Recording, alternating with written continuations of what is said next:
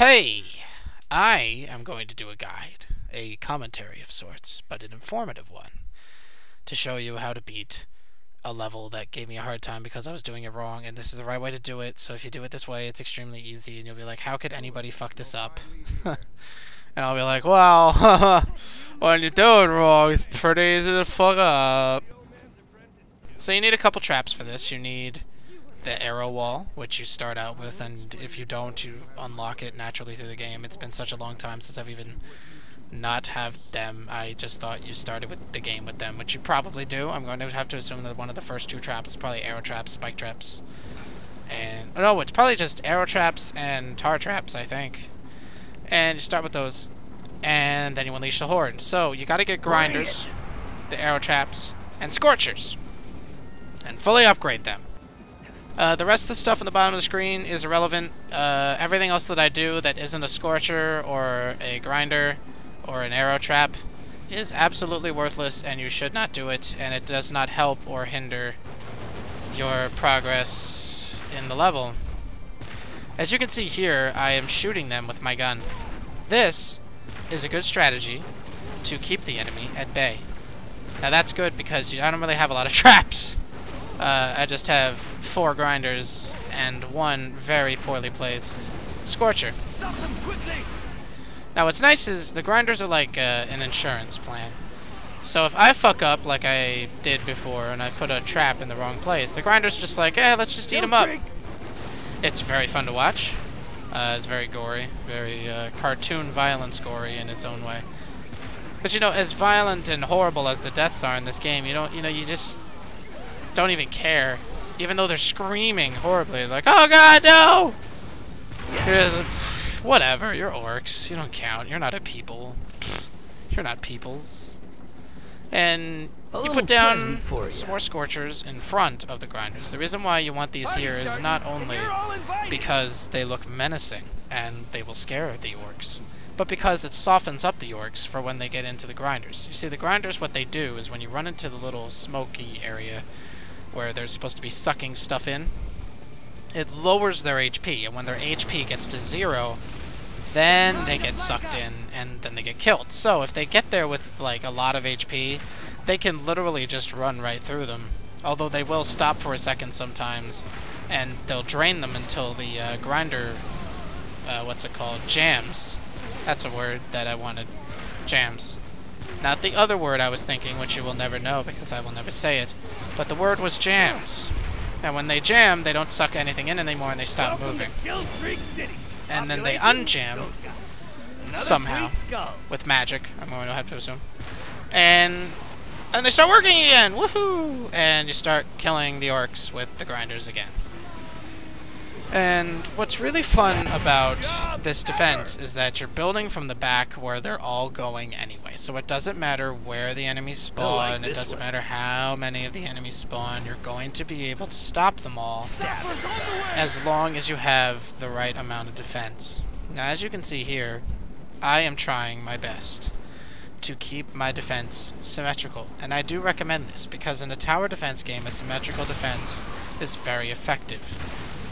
Sometimes you don't have to make all the traps the same, or the towers, in the case of a tower defense game, the same, but their placement being symmetrical in the case like this, where it's 2 identical entrances that are the same size to a similar goal, which is the rift that's between them, having a symmetrical defense will make the defense that's in the way a lot better regardless of where the enemies come from.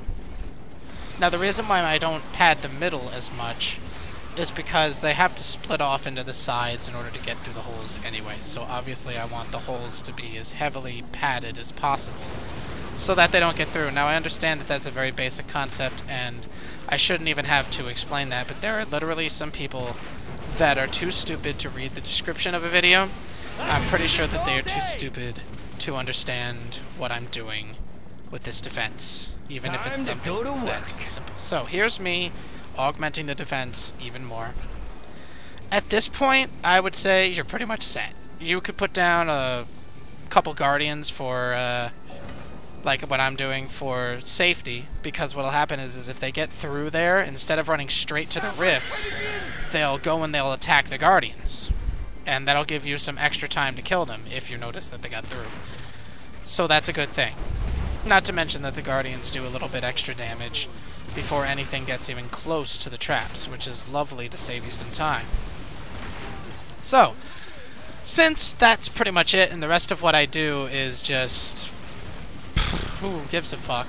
Let's talk about something else. Let's do a quick rant. Why not? Let's rant about a bunch of things. Let's talk about my channel. Why not? My channel is a joke. You know? I got 20,000 subscribers because I voice acted in a couple popular things.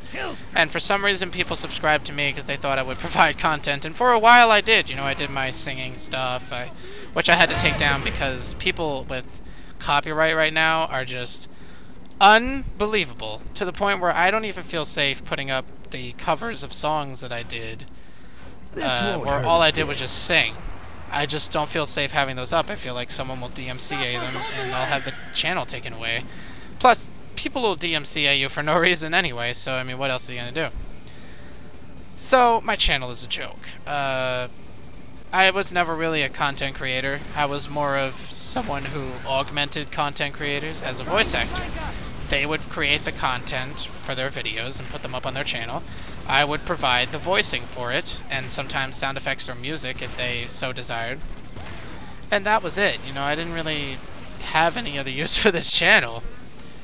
But in recent times, it seems people think that I'm supposed to be creating content, and that was never my intention. Now, how many was that?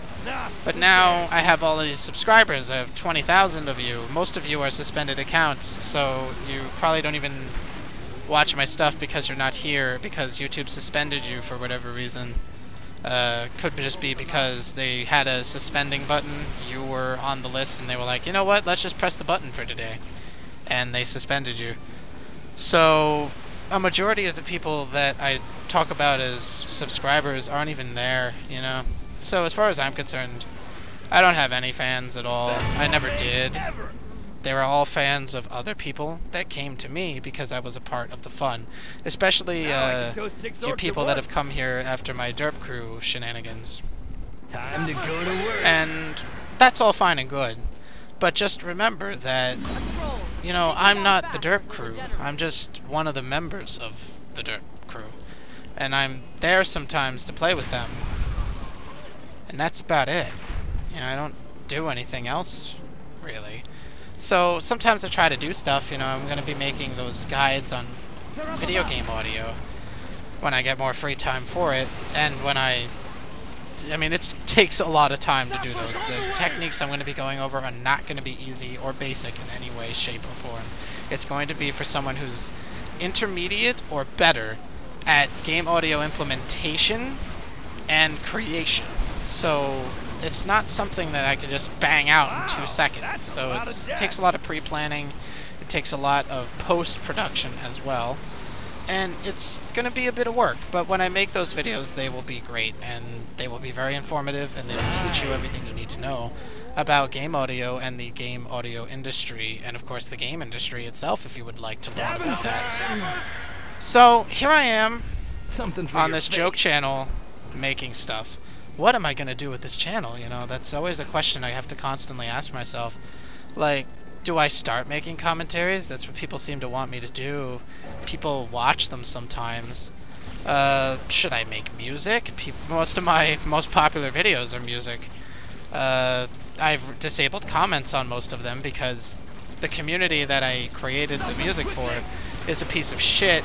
And when I say that, I mean, like, it's a piece of shit. And if anyone knows a piece of shit, when they see it, it's a piece of shit like me. So, here's how I knew that the League of Legends community, which is the community that I made those songs that are the most popular on my channel for, is a piece of shit. And there's someone who added me as a friend. Speaking of pieces of shit, people like to add me on Steam because they think that I'm going to get them in with the quote-unquote famous people that I know. And that's not how it fucking works, alright? If you're gonna add me, play games with me, or talk to me about stuff, don't add me because you want to hang out with the famous people that I get to hang out with sometimes. One, I don't hang out with them on a regular basis enough for me to even get you in, for the lack of better terms, with them. So, that wouldn't work anyway. 2, that's the fucking stupid reason to add somebody on Steam, and it's a very, very huge pet peeve of mine. But people constantly do it anyway, so what else is there to expect? So, LOL community, piece of shit. Keep going on tangerines. But, where was I? Right, piece of shit. I was on a video that had to do with 9/11. I'm lowering and changing the tone of my voice so that you understand that I'm serious right now. I had to actually get into character, so I had to stop for a second. Well, not really get into character, but I had to get serious, so I had to stop talking for a second and become serious. It was dedicated to 9/11, which was a tragedy, regardless of what anyone thinks about it, regardless of how old it is. The innocent people that died on that day, it's a serious thing. Now, I'll talk more about my involvement with 9/11 after I say why I don't like the League of Legends community. There was a comment on that video, and it had a lot of thumbs up. It was one of the top-rated comments. And it said, "The tower should have bought wards." Now, how do I know it was League of Legends and it wasn't Dota or Heroes of Newerth? The reason why is because, 1, wards are an essential part of the League of Legends gameplay. In Dota 2 and Heroes of Newerth, wards are there mostly just to watch for the runes, which you can pretty much tell are there by timing. Same way how you know how a dragon's going to show up. You just learn the timing and then you do it. So that's how I knew it was a League of Legends person or a fan or supporter who said that comment. And everyone who thumbs it up was a League of Legends fan or part of the League of Legends community. And it wasn't funny because it was belittling the tragedy. It was belittling the actual thing that happened on 9/11. Now, some of you who love to research the stuff I've done years ago will bring up, "Oh, but you did that Rena and Dad have a 9/11 thing, so who are you to talk about that?" And then I'll tell you that I did not, under any circumstances, voice cracking or not, I did not make fun of the tragedy of 9/11. The events that happened on 9/11 are not belittled, changed, or in any way disenfranchised from what they were. They're just not. They're the same as what happened. The plane still hits the building in there. It doesn't hit it in a cartoony way. It doesn't even dwell on that. That isn't even the subject of the video. The subject of the video was Rena-chan. And making fun of Rena-chan, because that's what I was doing at the time, because whenever I'm friends with people, I bust their chops. So for me, I love to nitpick and bust people's chops, and it's fun. So whenever people, you know, come here and they pretend that they're trolling me, it doesn't really work so well, because that's what me and my friends do all the fucking time. And I'm better at doing that to myself than they are at doing it to me. So for the most part, I'm just like, whatever. A lot of people on YouTube are a little oversensitive, you know? Like, it's one thing to belittle 9/11, and if it's, and I have a dark sense of humor, so if you can make a pretty good joke about it, and there probably are some that are out there, and I've heard some about 9/11 that are actually a little funny in their own dark way. And you know, there's one thing to have a dark sense of humor, and it's another thing to be trying really hard to be controversial. Tosh O is someone who tries really hard to be controversial. It's not dark humor. He tries really hard to be controversial, especially with his rape incident that happened recently, where he tried really hard to be controversial, and it bit him in the butt. Hopefully it doesn't destroy his career, but I'm not going to count my chickens before they hatch like he did, because that wouldn't be very nice to do at all. A lot of people are very sensitive on the internet because everybody thinks that their opinion is law, and what they think is a fact, and their beliefs count as reasons and other facts behind their facts, supporting reasons, supporting facts to their factual opinions. And this is a problem because opinions are not facts. They're opinions. And your thoughts are not facts that support opinions. They're beliefs, they're thoughts. I live for math. It's not how it works. So, people who do that, people who think that way, you look like idiots. A majority of you have no idea what you're talking about, and a majority of you love to pass judgment on things. And I would love it if you people would just fucking stop. And stick to talking to things that you know a lot about. There must be something that you know a lot about. I mean, you wouldn't be opinionated unless you were smart in some way in your own mind, so you must know something that other people may or may not know. Talk about that! Leave the rest of the stuff to people who know what's going on. Especially if you're late to the party. And when I say late to the party, I mean late by like years. It's one thing to bring something up that happened like 5 months ago, or even within the same year. But if you bring up something that happened in like 2008, 2010, 2006, regardless of how horrible it is, that's something that you could consider in the past. Multiple years afterwards is stretching a little bit far to make a point, if you ask me.